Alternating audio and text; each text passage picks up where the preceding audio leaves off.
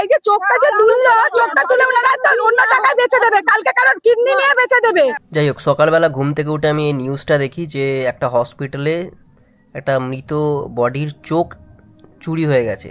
মানে can you imagine কতটা sensitive এই টপিকটা হতে পারে। মানে একটা ব্যক্তি যে মারা গেছে তার চোখ চুরি করে নিচ্ছে। তদন্ত করতে গেলে দেহ তো রাখতেই হবে। 6টা নাগাদ ভাইয়ের অ্যাক্সিডেন্ট হয়েছে।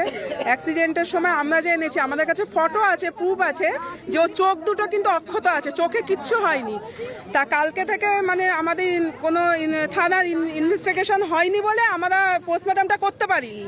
তো আজকে পোস্টমর্টমটা আজকে হয়েছে, আনার পর দেখি চোখের সাইড থেকে এরকম রক্ত বেরাচ্ছে। তা আমরা চোখে তুলসী পাতাটা তুলে দেখি কি চোখ নেই। সাধারণ মানুষ যাদেরকে দেখার মতো কেউ নেই, এখন তাদেরকে আজকে চোখ বেচে দিচ্ছে নিয়ে, কালকে কিডনি বেচে দেবে। মানে এই রকমই চলছে আর কি আজকালকার দিনে। এবার এই ব্যাপারটা নিয়ে হয়তো মানুষ অনেক অবরোধ করবে, পথে নামবে, অনেক মিছিল হবে, কিন্তু আবার সব মানুষ ভুলে যাবে, যে যার কাজে ব্যস্ত হয়ে যাবে। এটাই হয়। তো ব্যাপারটা হচ্ছে চোখ চুরির যে ব্যাপারটা, এটা কারা করতে পারে?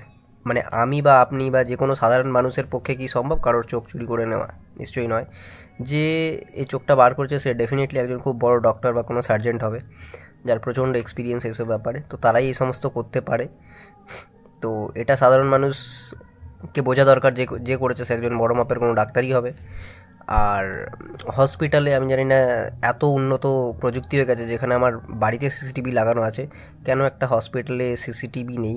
এবার হয়তো দেখবে গিয়ে সিসিটিভি আছে, কিন্তু সেই পার্টিকুলার টাইমটা সিসিটিভিটা কাজ করছিল না, সিসিটিভি বন্ধ ছিল।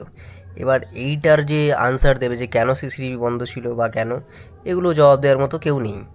এটা হচ্ছে আজকের রিয়ালিটি। এবার এই রকমই চলছে আজকালকার দিনে সমস্ত জিনিস, সাধারণ মানুষের সাথে এইরকমই হয়ে আসছে আর এটাই হচ্ছে। তো আপনাদের কি মতামত এই ভিডিও সম্পর্কে কমেন্টে জানাবেন।